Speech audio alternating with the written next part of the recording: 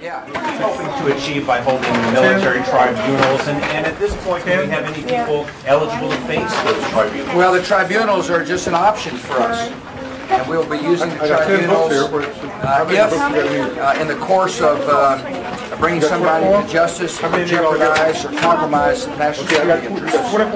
So they're a tool, they're an option. As you know, we're discussing rules about how to make it function well. The Defense Department asked a lot of opinions from respected scholars, and the world's now beginning to see what we meant by a fair system that will enable us to bring people to justice and at the same time protect national security interests. I have no plans right now to use anybody. There's nobody in mind yet, but the option is available. Are many of those people otherwise going to be sent back to their home countries, and have you decided which ones would be? Well, we're still in the process of getting as much information from the detainees as possible. Remember, these are the ones in Guantanamo Bay are killers. They don't share the same values we share.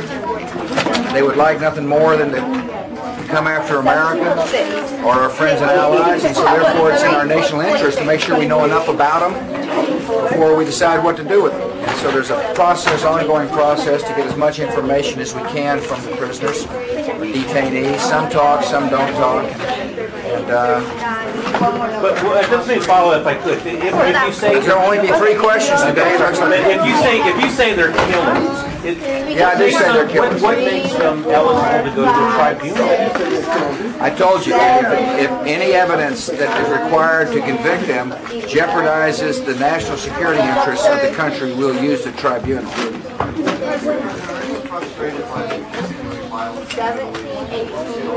Yeah, of course I am. I am frustrated by the violence in the Middle East, and so are a lot of people who live in the Middle East. I know there are some people who do not want us to achieve any kind of peaceful settlement of a long-standing dispute, and they're willing to use terrorist means to disrupt any progress that's being made. And that frustrates me. It frustrates mothers and dads who happen to be Palestinian and Israeli because they want to raise their children in a secure environment.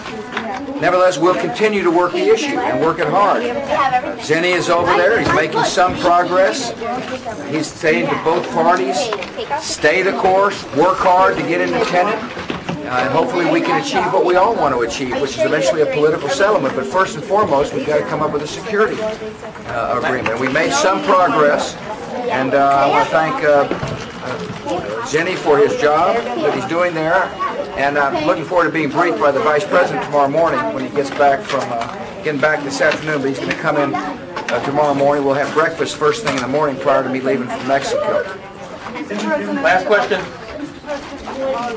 Just yesterday, the Vice President was suggesting that he could meet with Chairman Arafat if there was a ceasefire. Does a ceasefire mean an end to all suicide bombings? Well, what he said was that there are certain conditions under which he would meet with Mr. Arafat, and that is getting into the tenant agreement and meeting the conditions. And we've also said that we expect there to be 100% effort by Chairman Arafat. We expect him to be reining in those people with whom he's got influence. Clearly he's not going to have influence with every single suicide bomber, I understand that. But we expect him to be diligent and firm and consistent in his efforts to rein in those who would like to disrupt any progress toward peace and rein in those who would harm our friends the Israelis. And as I've said in the past, I didn't think he's done a very good job of doing that up to now. And I believe he can do a better job, and that's exactly the message the Vice President is delivering in his statement. Listen, thank you. I want to hold 2 press conferences in 1 week. Wait, let me just show them one thing before they go off. I want you all to see this uniform that's down here before we go to the next part of the press conference.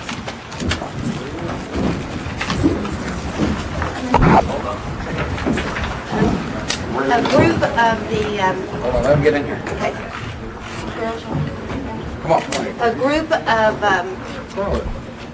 people from around the globe actually have gotten together to raise the money to send manual sewing machines to Afghanistan so women can have jobs making these uniforms. as well as a lot of fabric, so that when girls go back to school in a few weeks, they'll have a uniform to wear to school. So I wanted you to see this on the mannequin before we go into the next event. All right, thank you all. Thank you. Pull this way, guys. Okay. Thank you all very much.